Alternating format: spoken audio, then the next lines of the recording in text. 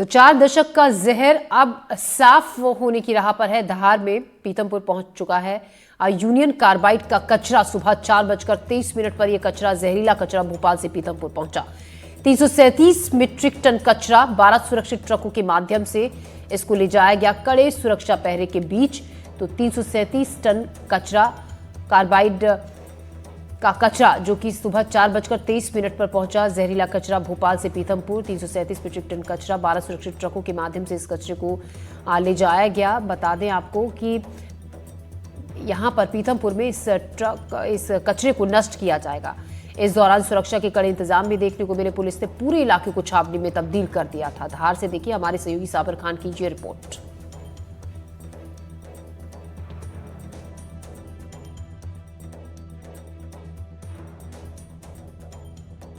हमारे पीछे देख सकते हैं कि ये देखिए भोपाल से निकला यूनियन कार्बाइड का कचरा, जो लंबे समय से विवादित है। 23 दशकों के बाद जो है आज ये कचरा निष्पादन होने के लिए रामजी कंपनी में पहुंचा है। और यहाँ पर जो है लंबे विरोध के बाद भी जो है ये कंटेनर यहाँ पहुंच चुके हैं। आज ये जो है रामजी कंपनी के अंदर पहुंचेंगे, जहाँ इनका निष्पादन होना है। आप देख सकते हैं कि इनको कड़ी सुरक्षा व्यवस्था के बीच में लाया जा रहा है। पूरे रास्ते में जो है ग्रीन कॉरिडोर बनाया गया था, जिस रास्ते से ये आ रहे हैं। वहीं साथ में सैकड़ों जो है पुलिसकर्मी इनके साथ में लगे हैं। आगे जो है पुलिसकर्मियों की गाड़ियां चल रही है। सुरक्षा व्यवस्था के नजरिए से आप देख सकते हैं कि कंटेनर यहाँ से जा रहे हैं। मीडिया के लिए भी जो है कंपनी से करीब 1 किलोमीटर दूर ही जो है रोक लगा दी गई है। वहां से मीडिया का प्रवेश नहीं है। लेकिन अभी हम पीतमपुर के इस चौराहे पे खड़े हैं, जहाँ से कंटेनर गुजर रहे हैं। आप देख सकते हैं तस्वीरों में कि ये भोपाल से निकलने के बाद अब जो है पीतमपुर पहुंच चुके हैं और यहाँ से कंपनी में जाएंगे, जहाँ पे इनका निष्पादन होना बाकी है। साबिर खान, एनडीटीवी, पीतमपुर, धार। तो इसी पर बात करने के लिए लगातार हम ताजा अपडेट आप तक पहुंचा रहे हैं। हमारे सहयोगी ग्राउंड जीरो पर मौजूद है साबिर खान, हमारे साथ जुड़ गए हैं। अजय हमारे सहयोगी हमारे साथ जुड़ गए हैं। साबिर, देखिए लगातार आप इस पर नजर रखे हैं, क्योंकि जितनी गहराई से आप इसको समझ पा रहे होंगे, क्योंकि आप वहीं पर मौजूद है जहां पर इस कचरे को लाया गया है, आप बहुत अच्छे से हमें और हमारे दर्शकों को इस बारे में समझा पाएंगे। कचरा वहां पर पहुंच चुका है और अब कब आगे का जो पूरा प्रक्रिया है, प्रोसेस है, वो कब से शुरू होगा और क्या क्या अब अगला चरण में काम किया जाएगा? बिल्कुल, मैं आपको बता दूं कि कल रात में 9:00 पर भोपाल राजधानी से जो कचरा 12 कंटेनरों के जरिए निकला था, जो पीतमपुर में सुबह लगभग 4:23 पे यहाँ पर पहुंचा है। और ये 337 मीट्रिक टन कचरा है, जो यूनियन कार्बाइड का कचरा है, जिसके निष्पादन के लिए इसको पीतमपुर लाया गया। इस वक्त हम ग्राउंड जीरो पर मौजूद है। आप देख सकते हैं मेरे पीछे एक कंपनी है, इसी कंपनी में इसका निष्पादन होना है, जिसको लेकर काफी व्यापक तैयारी की गई थी। जिसके बाद जो है कड़ी सुरक्षा व्यवस्था के बाद यहाँ पे इसको पहुंचाया गया। अगर इसको कचरे की नष्टीकरण की बात की जाए तो तकरीबन 1 घंटे में 90 किलो का जो है कचरा ये जलाया जाएगा। अगर ये इस हिसाब से जलता है तो तकरीबन 5 महीने के आसपास ये पूरी तरह से जो है यहाँ पे जलाया जा सकेगा। लेकिन इसको लेकर के जो है सतत यहाँ पे रहवासी और क्षेत्रवासियों का विरोध देखने में आ रहा है। क्या कुछ उनकी शंका है, क्या उन्हें इस चीज की डर सता रहा है? यही इस क्षेत्र के जो पास में रहने वाले, मैं उनसे मैं बात करने की कोशिश करूंगा। क्या नाम है आपका? क्या यहाँ पे कचरा जलने से आपको क्या किस तरह की समस्या? कचरा जलने से तो बहुत सारी समस्या है। अभी फिलहाल में जो कंपनियां कचरा कर रही है उससे भी बहुत सारी समस्या आ रही है। पानी काला हो गया है, पेड़ पौधों की तो बिल्कुल हालत खराब हो गई। यहाँ पे शाम को अगर हम बाहर निकलने तक इतनी बात आती है कंपनियां की मत पूछो। रही बात अभी भोपाल गैस कांड की वजह से जो कचरा आया गया है, तो हमें दिक्कत ये हो रही है कि अगर वो अपना हानिकारक नहीं था तो वहां पे क्यों चलाया गया? यहाँ लाने का क्या कारण था? अगर नहीं दिक्कत है तो इस वजह से हम यही सोचा, रात भर सोए नहीं है। चालू हमारे यहाँ 3:30 बजे यहाँ पे कंटेनर सबसे अंदर 4 बजे 4:15 को अंदर हो चुके हैं। पूरे 12 कंटेनर है। आपके स्वास्थ्य पे किस तरह का दुष्प्रभाव पड़ा इस कंपनी के करीब होने से? इससे तो मतलब जो चर्म रोग रहते हैं शरीर के अंदर वो हो रहे हैं, घुटने दर्द वगैरह जो होते हैं, पेट पे जलन हो, ये इस कंपनी से ये हो रहा है। ठीक है, आपका क्या नाम है? आप कहाँ रहते हैं? यहीं पे। तो किस तरह की समस्या है यहाँ पे कचरे का जो निष्पादन हो रहा है, जहरीला कचरा जो भोपाल से है? अभी भोपाल से अभी जलाया तो नहीं है, जलाने पे मालूम पड़ेगा। अभी तो बहुत परेशानी वाले बता रहे हैं कि जहरीला कचरा है, जलेगा तो परेशानी तो देगा हमारे को। हमारे को देगा, बच्चे उनको देगा, सबको देगा। पानी तो पहले ही खराब कर चुकी है वो कंपनी। अब जान लेने के लिए, इसके लिए वो अब तैयार है। तो कई सरकारी कंपनियों जो सरकारी एजेंसियां उनके द्वारा बताया गया कि सेफ है, किसी तरह का नुकसान नहीं होगा, तो आप क्यों यकीन नहीं कर पा रहे इस बात पे? अब सरकार तो बोलने को राजी है कि कहीं नहीं होगा, बाकी वहां पे भी तो 5,000 आदमी मरे थे भोपाल में, जब वहां तो सोच रहे हैं जब क्या कर लेगी। जी साबिर, हम आपके पास आवेदी- लौटेंगे। साबिर, आपकी आवाज साफ नहीं पहुंच रही है तकनीकी दिक्कत के चलते। हम आपके पास फिर से लौटेंगे। हमारे सहयोगी अजय भी हमारे साथ बने हुए हैं। अजय देखिए, साबिर तो हम तक लगातार जानकारी पहुंचा रहे हैं ग्राउंड जीरो से, लेकिन जो प्रोसेस जब यहाँ से कचरे को ले जाने का शुरू हुआ था उसको लेकर बहुत एहतियात बरती गई थी, कड़ा पहरा सुरक्षा का रखा गया था।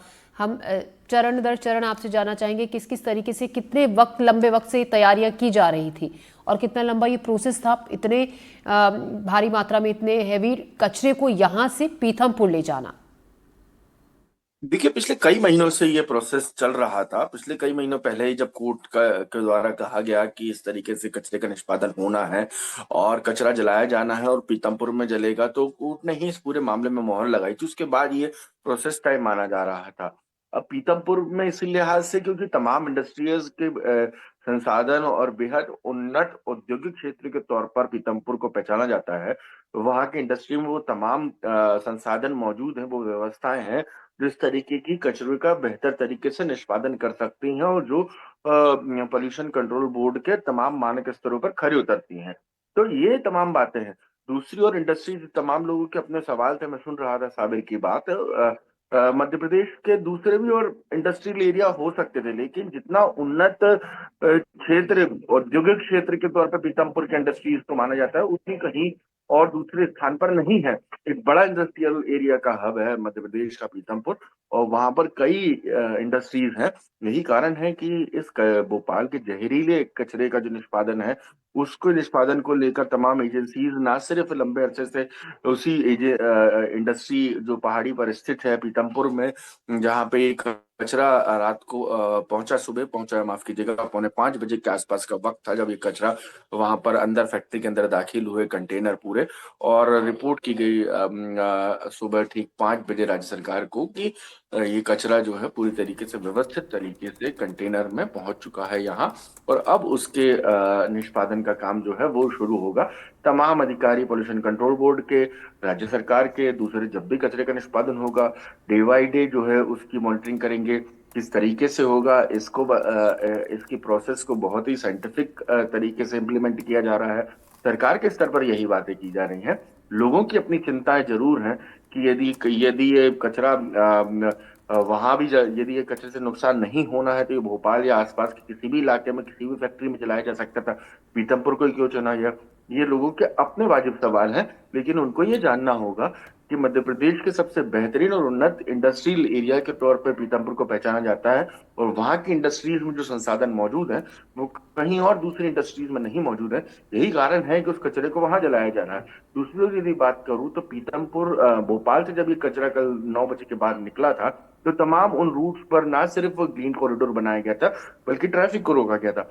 कोहरा एक बड़ी अड़चन बना था रात को। यही कारण था कि 45 जो आमतौर पर 50 से 60 की स्पीड पर ये कंटेनर गुजरते, वो कंटेनरों की रफ्तार 35, 45 और 50 किलोमीटर प्रति घंटे की रफ्तार से हो रही थी, और बड़ा स्लो ये कंटेनर पहुंचे। यही कारण था कि तकरीबन 8 घंटे से ज्यादा का वक्त इनको जो था पीतमपुर पहुंचने में लगा। आमतौर पर इतना वक्त नहीं लगता है, और बीच में एक आध जगह ये कंटेनर रुके भी थे कुछ देर के लिए। उसके बाद वापस अपनी उसी रफ्तार के साथ ये आगे चल दिए। उसके बाद तमाम इंदौर के व्यस्ततम इलाकों, चौक चौराहों को रोका गया, वहां का ट्रैफिक रोका गया, क्योंकि इंदौर के आसपास का ट्रैफिक बेहद ही व्यस्ततम ट्रैफिक के तौर पर पहचाना जाता जी है। अजय, यही कारण रहा कि ट्रैफिक डाइवर्ट किया गया, रोका गया। उसके बाद ये कंटेनर जो थे वो पहुंचे वहां पर और दाखिल हुए, और अब कचरे के निष्पादन का काम शुरू होगा। देखना ये होगा कि किस तरीके से राज्य सरकार की तरफ से अगली रिपोर्ट आती है, जी उसमें क्या कहा जाता है, कचरा कैसे जलाया गया, क्या कचरे से परेशानी हो सकती नहीं हो सकती, ये सब कुछ आम लोगों की के जी लिए राज्य सरकार बताएगी भी, पब्लिक डोमेन में रहेगा जो भी है। जी।